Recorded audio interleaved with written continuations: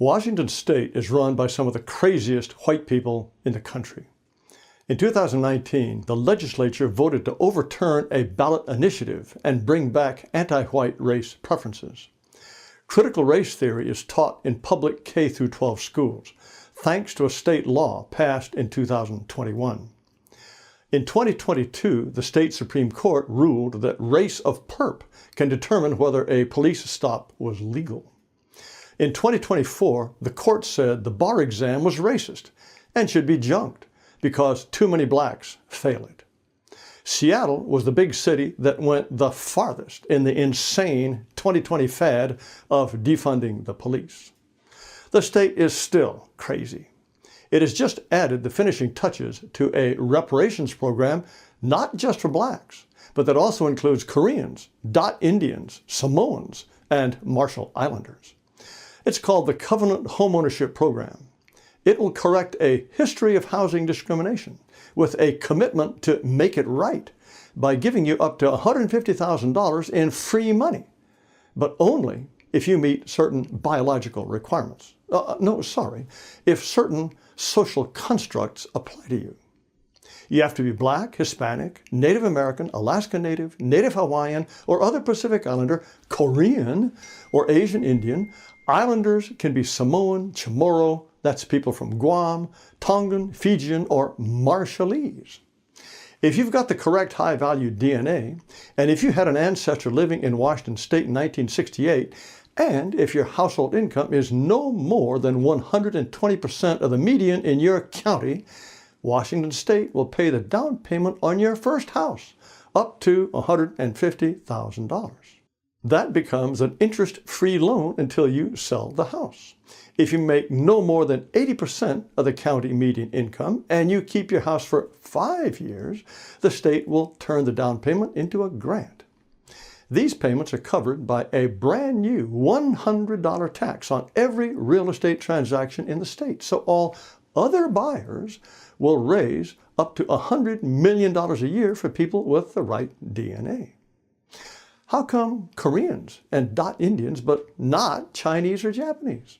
And why Samoans and not Tahitians, say? And why 1968?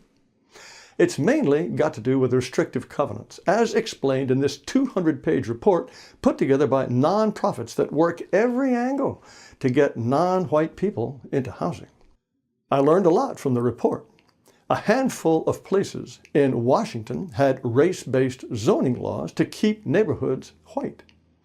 But the U.S. Supreme Court banned those in 1917. After that came restrictive covenants.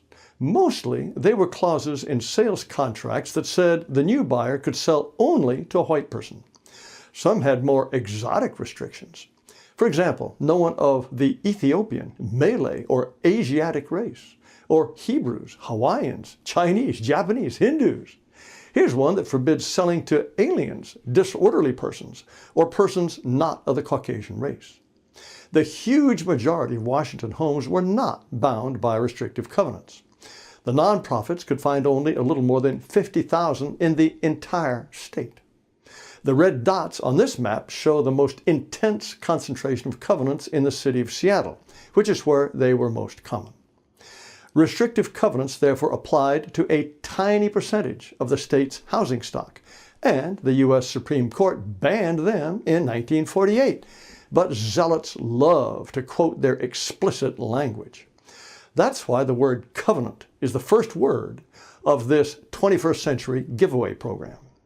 And it's because Asians and Hindus were mentioned in them that Dot Indians and Koreans can collect. Well, why not Chinese or Japanese or Hebrews? That's because today they are more likely than whites to own their own homes. Still, if you personally have the right DNA, I don't see why you shouldn't clean up just because other Chinese and Hebrews are doing well. I'd sue. And why do you have to have had an ancestor living in the state before 1968? Because that was the year the Fair Housing Act was passed, and Washington State therefore assumes that every single non-white living anywhere in the state faced housing discrimination until that law was passed. Did your ancestor try to buy a house or even want to? Doesn't matter. All he or she had to do was live in Washington. How do you prove your ancestor had special DNA? The program intends to be as flexible as possible in accepting documentation of race and pre-1968 residency in Washington. I bet it does. And there are housing counselors, commission staff, and other program partners committed to helping homebuyers gather the documentation.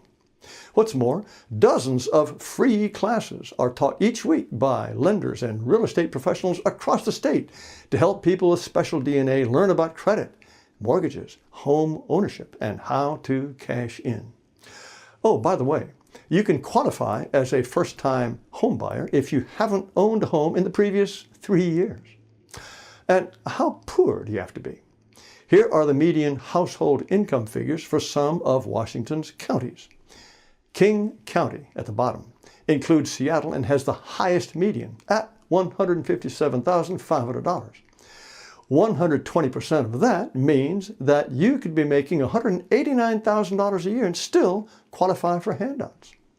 If you want to get the word out, you can download and post a community flyer that invites the right people to start on the path to home ownership with help every step of the way. Imagine a poor white reader getting excited and then reading the part that says, "No whites need apply."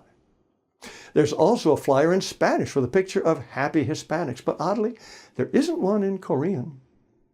I wanted to know how many Koreans were living in Washington State before 1968, but all I could learn was that by 1970, there were reportedly 769 of them living in King County.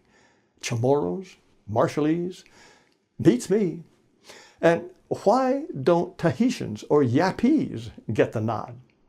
I don't know, but I suspect that an enterprising Yapese could get himself classified as a deserving Pacific Islander. But the special people better hurry. This is clearly illegal discrimination. And the Trump administration hates this stuff. Well, as I noted, Washington State loves it, probably because it's still 70% white and everything its rulers know about BIPOCs they learned from NPR and the New York Times. This is one of those great tragedies of fancy white people. They don't realize they live in Whitopia, and even after they wreck it, they can still afford to run away from the diversity they love to turn loose on everyone else. And remember the Great Recession of 2007 to 2009? It was brought on by subprime, often zero down payment mortgages. Saving up for a down payment means you can manage money. Getting one handed to you is a different matter. I predict two things. There will be a lot of defaults, and we'll never hear about them.